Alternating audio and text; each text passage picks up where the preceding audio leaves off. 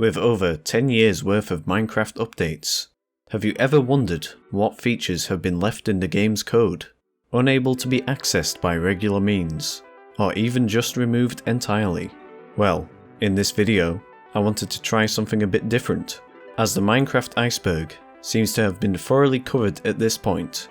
Instead, I thought it would be interesting to take a look at the removed and unused features in Minecraft.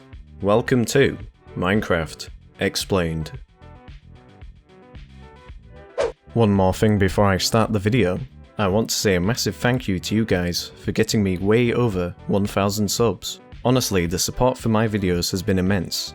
If by chance you're not already, and you enjoy the video, consider subscribing as it really helps me out. Firstly, I'm going to go over several removed crafting recipes, starting with chainmail armor. For a short while after the introduction of chainmail armor in InDev and snapshot 14W25A, chainmail armor was craftable using the fire block, which could only be added to the inventory through commands. The fire block inventory item would later be removed, alongside the recipe for the armor itself. Fortunately, chainmail armor is still accessible in the game, although it is now only found through chests. Enchanted golden apple.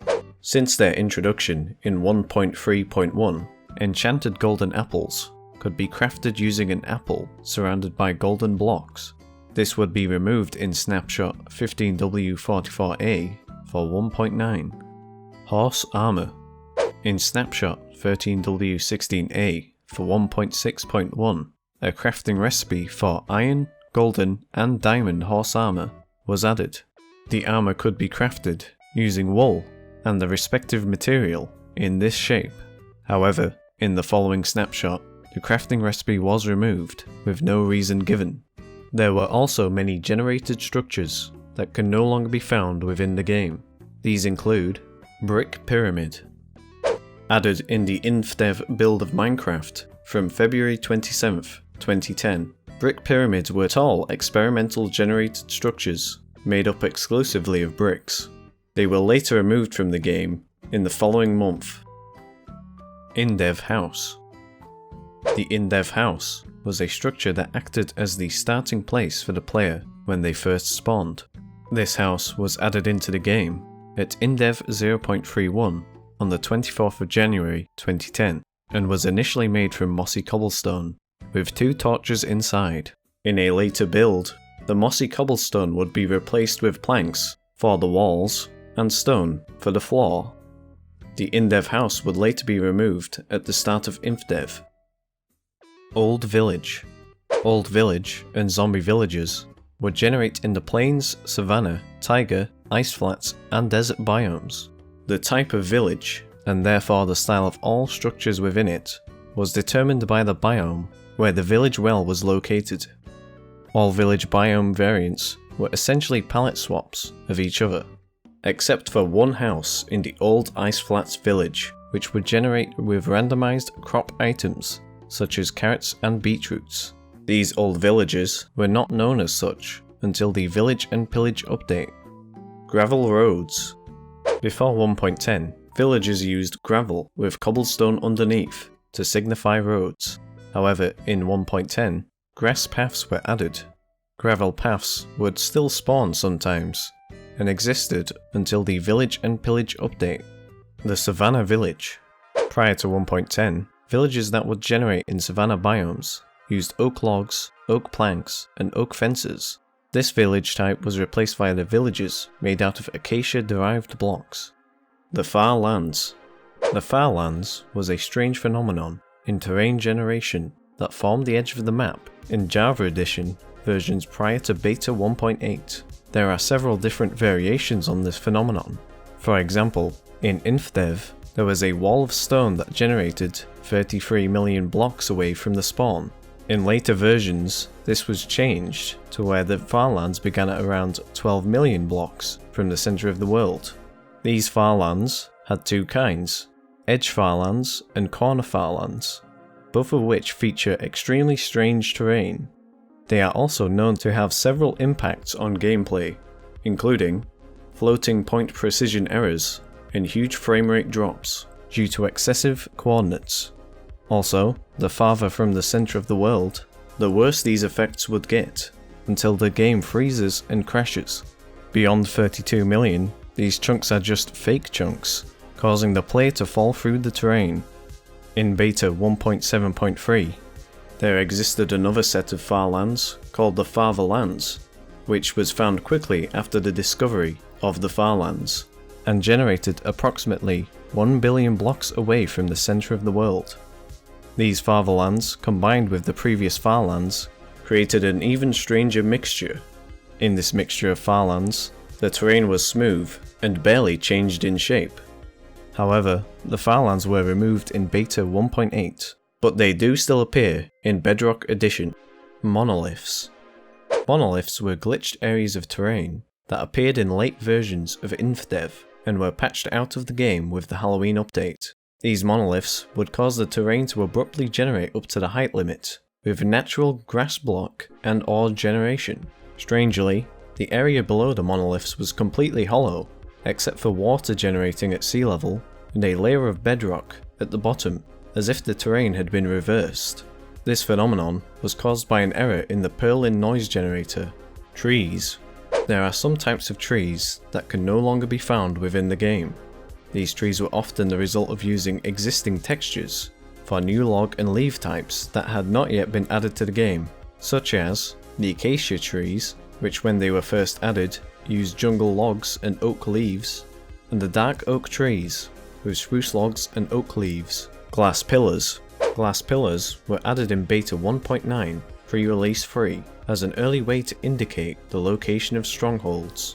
As the Eye of Ender did not currently lead to the strongholds yet, these pillars would extend from the main entrance and another from the portal room, reaching all the way up to the build limit. This was because Jeb forgot to remove the debug pillars before releasing the version publicly. These pillars would actually be removed in beta 1.9 pre-release 4 due to Eyes of Ender being able to lead the players to the stronghold portal room. Map generation settings have also gone through several changes since the release of Minecraft, including cloud customization, where the color and height of clouds could be changed in InDev.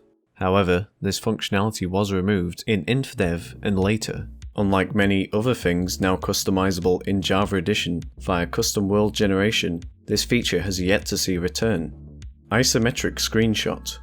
In the InDev versions of Minecraft, if the player were to press F7, they could take an isometric screenshot of the map. This screenshot would save the current location of all mobs and show any and all alterations that the player had made to the map, as seen from the perspective of the sun. This feature was likely removed for its several bugs, including the player not being visible unless the player was in third-person view before taking the screenshot, and, due to a glitch, the screenshot would render only those blocks that are in the player's FOV, and everything else is either black or shows underground sections that would have been obstructed otherwise. InDev Map Shape. InDev Map Shape refers to the map generation feature that was added in InDev 0.3.1, allowing you to alter the length, width, and height of the map from several different options. In these options, there were three kinds of shape. Square, which was equal in length and width, and had a height of 64 blocks. Long, which was 2 times the length and half the width of the square map. And deep, which was 4 times the height and half times the width and length of the original square map, alongside 3 different size options being small, normal, and huge. InDev Map Themes. InDev Map Themes refers to the preset parameters that could be selected when creating a new map. This feature could dramatically affect the game's mechanics, such as monster spawn zones and boundary liquids.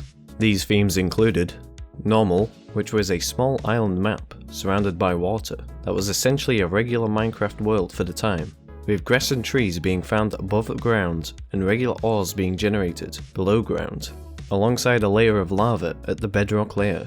The weather would constantly be set to partly cloudy, and both day and night were the same length of time. Hell featured significantly less lighting during the day, allowing mobs to spawn at any time. All water was replaced with lava, and grass was replaced with dirt. The only place that grass would actually spawn is in place of sand during map generation. Mushrooms were abundant on the surface, and farming worked at a much slower rate. It is said that this theme would later inspire the Nether. As a complete opposite to Hell, Paradise featured larger beaches and plentiful flora. The time is always set to noon. Also, hostile mobs could only spawn underground, and farming works at a much faster rate. The last map theme, Woods, provided constant overcast during the day that reduces light alongside a much higher tree density. Additionally, mushrooms were spotted throughout the above ground areas. The map theme's feature would be removed in the middle of InfDev in favor of dedicated biomes. InDev map type. InDev map type essentially refers to the blueprints that the map generator would use to create maps. Added in InDev 0.3.1 in January of 2010, there were 4 kinds of map type. Island, which was the default map type, featuring minor hills and water existing at the borders. Floating, which contained multiple floating islands. Falling from these islands would result in death, as the surface was covered in bedrock. Flat was similar to the super flat world type today, featured flat grass with flowers, trees and a starting house. And Inland, which featured a slightly elevated landscape and was essentially the island map type with infinite flat land at its borders as opposed to water. Winter mode. Winter mode was an additional map type from the alpha version of Minecraft. It was added on July 9th, 2010 and was the first biome to appear in the game. There were 3 different elements compared to the normal worlds. First, there was the presence of snowflakes, which fell constantly. These snowflakes would create snow on the surfaces, directly exposed to the sky. The second unique element to winter mode was the presence of ice. When a map was generated, the most exposed water blocks would be frozen into ice. The third element was the decrease in the spawning rate of passive mobs. Also, whether a world was in winter mode was determined by a 25% chance at creation. The winter mode was removed in alpha version 1.2.0, with the addition of proper biomes being added to the game. Biomes. Versions prior to 1.7.2 had 2 biomes that were later removed from the world generator. These following biomes included Mountain Edge, which is now available in the Buffet world type, and Frozen Ocean, restored in 1.13 with several substantial changes for the new version. Customized world type. Customized was a world type that gave control over many settings that affected terrain generation, such as ores, sea level, biomes, structures, and many variables that govern the random shape of the terrain. It was introduced in Snapshot 14W17A for 1.8 and was removed in a snapshot for 1.13. Although customized worlds were technically added back in 1.16, there is currently no in-game menu to modify worlds. However, this can still be done through mods. Mobs would also go through several changes throughout the development of Minecraft, such as InDev MD3 mobs.